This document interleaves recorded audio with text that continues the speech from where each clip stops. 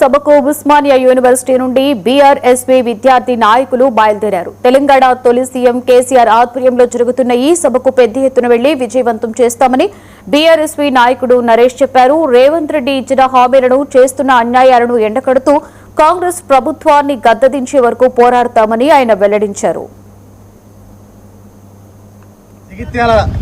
రైతు కూలీలు పెత్తందారులపైన ఏ విధంగా అయితే తమ యొక్క నిరసన వ్యక్తం చేసి బల ప్రదర్శన చేసి పెత్తందారులు ఏ విధంగా కూలగొట్టినారో ఇలా అదే ధోరణితో ఇవాళ రేవంత్ రెడ్డి వ్యవస్థ తీరుని నిరసన ఇవాళ చలో జగిత్యాల కార్యక్రమానికి ఇవాళ కేసీఆర్ గారి నాయకత్వంలో ఇవాళ ఈ సభ జరుగుతా ఉన్నదో ఆ సభను విజయవంతం చేయడానికి ఉస్మానియా యూనివర్సిటీ వేదికగా బీఆర్ఎస్పీ పక్షాన ఇవాళ కేటీఆర్ గారి పిలుపు మేరకు ఇవాళ వందలాది విద్యార్థులు ఇలా ఊరికెళ్ళి సభకు కలుగుతా ఉన్నాం. ఈ సభను విజయవంతం చేయడానికి రాష్ట్ర నలుమూలల నుంచి వెళ్ళి వివిధ యూనివర్సిటీ విద్యార్థులు కావచ్చు, జిల్లా కేంద్ర విద్యార్థులు కావచ్చు, నిరుద్యోగులు కావచ్చు, ఏదైతే కాంగ్రెస్ పార్టీ ఏదైతే హామీలు ఇచ్చినదో హామీలు మొత్తం నెరవేర్చకుంటే ఇలా 2.5 years అయింది ఆల్మోస్ట్.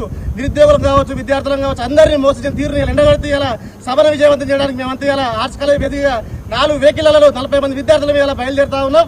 ఈ కార్యక్రమం విజయవంతం చేయడం విద్యార్థులందరూ జిల్లా జగిత్యాల నియోజకవర్గంలో గౌరవ మాజీ మంత్రి జీవన్ రెడ్డి గారు కేసీఆర్ గారి ఆధ్వర్యంలో టీఆర్ఎస్ పార్టీ చేతుల సందర్భంగా మీ అందరం కూడా ఉస్మానియా యూనివర్సిటీ విద్యార్థి సంఘ నాయకులు కావచ్చు, విద్యార్థులు కావచ్చు, ఈ యొక్క జగిత్యాల సభకు మద్దతుగా ఉస్మానియా యూనివర్సిటీ పెద్ద ఎత్తున మేము తరలి వెళ్తా ఉన్నాం.